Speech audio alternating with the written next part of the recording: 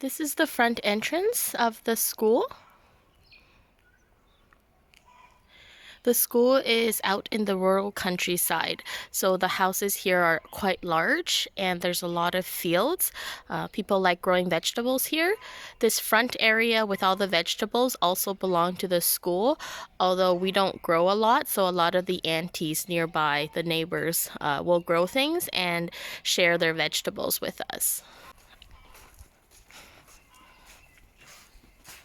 We have a bicycle. We also have an electric scooter that we can use to go into town for any purchases. This is the main area where we receive guests or just sit and rest for a bit or chat, have some tea. And over here is the practice room. This is the one room in the school that has a temperature control system. So this white thing here. So in the summer, it cools the room, and then in the winter, it heats it. The rest of the school, aside from the dormitories upstairs, all don't have temperature control. So right now, in the winter, it's about maybe 5-10 degrees during the daytime. So it does get chilly, and everyone just wears their coats inside.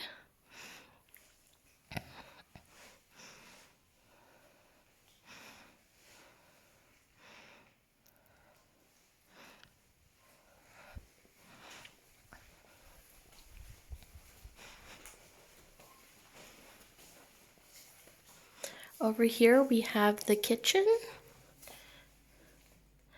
So every day, either the teacher or one of the students will make breakfast, lunch, and dinner. I do not know how to cook, so I just help wash the dishes afterwards.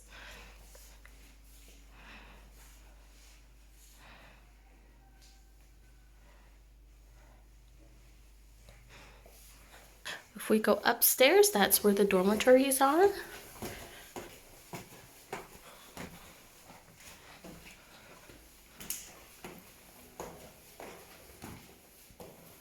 So here we have the girls' dormitory. One of the students is practicing, so I won't go in. Oh, and there's the washroom upstairs that has the shower.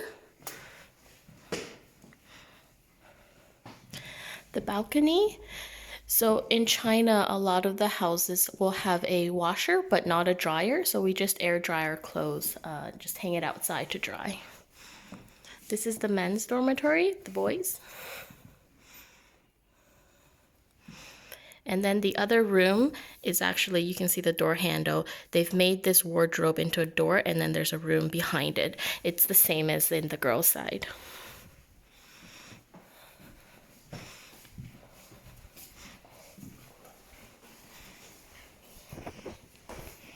So if we head into the back, that's where the workrooms are.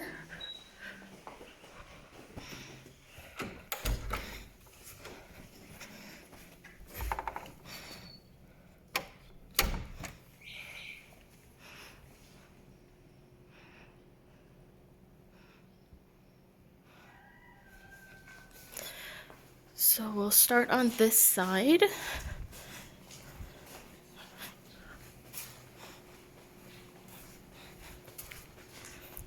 This is where they keep all the lumber for making guqin. This is an electric saw that they cut out the main shape of the wood. These thinner pieces are used to make the bottom or to make the stencils. These ones are to make the top.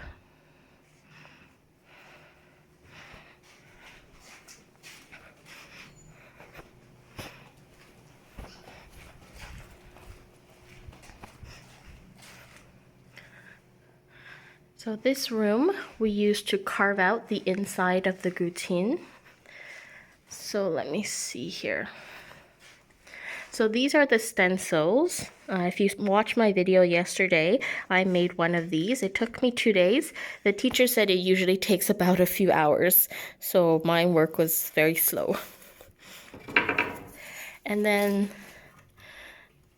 This one has the top board and the bottom there already, not the bottom, but like the centerpiece already attached.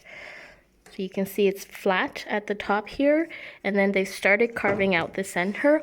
All of this area will need to be carved out by hand, like this one here. So you can see this was all done by hand.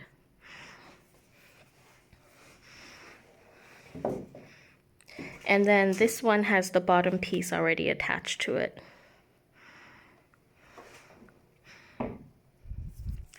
So you can see these are all stencils for the different types of Guqin. There's more stencils over here. These are all stencils.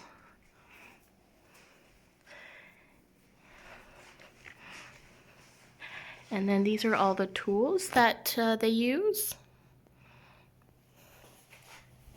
Over here is the painting room.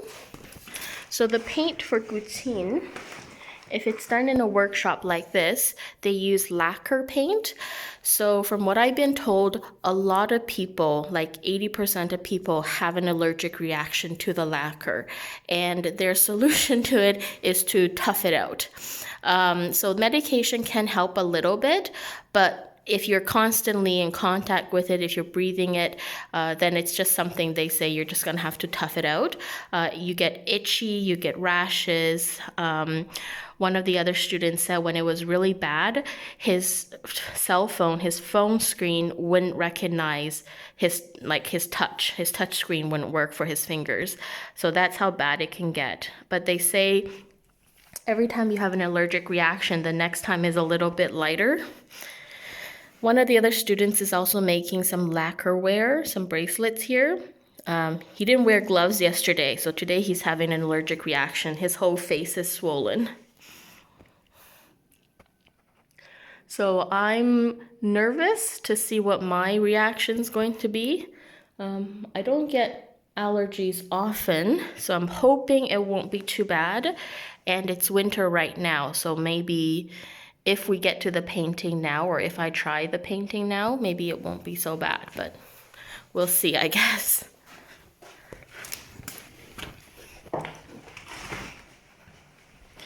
And then there's another space over here for work.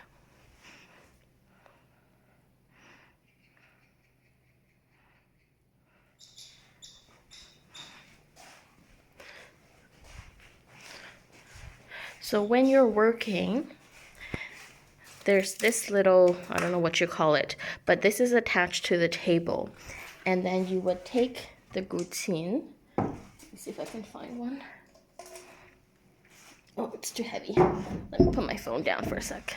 So you put the Guqin on the table like this. There's a nail here so that the Guqin won't keep moving.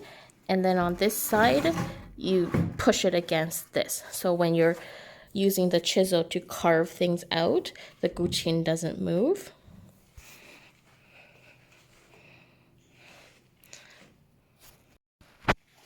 So that's the end of the tour. This is the little workshop. There's just the teacher and then the 3 students here. So it's not a very big school. It's not a large company or a factory. Yeah, and it's a little bit like a small family.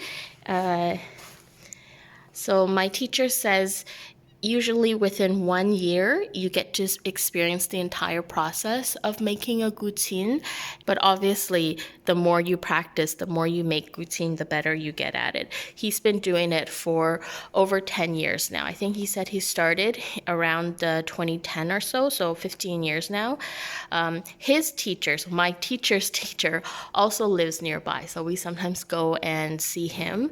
So anyways, let me know what other information you guys want to know about the Guqin or the making process, and I'll answer them the best I can.